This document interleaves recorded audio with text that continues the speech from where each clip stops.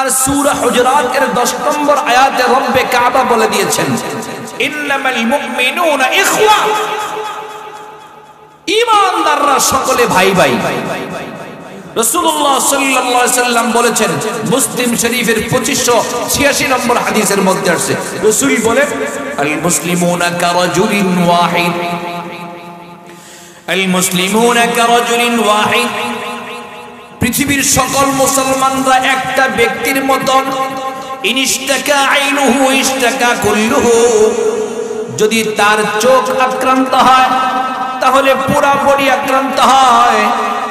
ওয়া ইনিশতাকা রাসুহু ইশতাকা কুল্লুহু, যদি তার মাথা আক্রান্ত হয় তাহলে পুরা বডি আক্রান্ত হয়।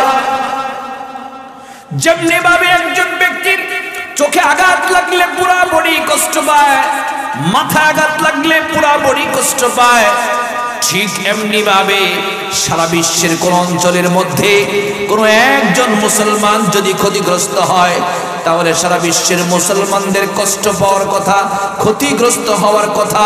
কারণ হলো সারা বিশ্বের মুসলমানদেরকে আল্লাহর রাসূল সাল্লাল্লাহু আলাইহি ওয়াসাল্লাম একটা দেহের সাথে তুলনা করেছে। আজকে পৃথিবীর বিভিন্ন অঞ্চলের মধ্যে মুসলমানরা জুলুমের শিকার, নির্যাতনের শিকার। আফগানিস্তানে নির্যাতনের শিকার ছিল। রব্বে কাবা 20 বছর পর্যন্ত কুফরি শক্তির সাথে যুদ্ধ করার পরে মুসলমানদেরকে বিজয় দান করেছেন।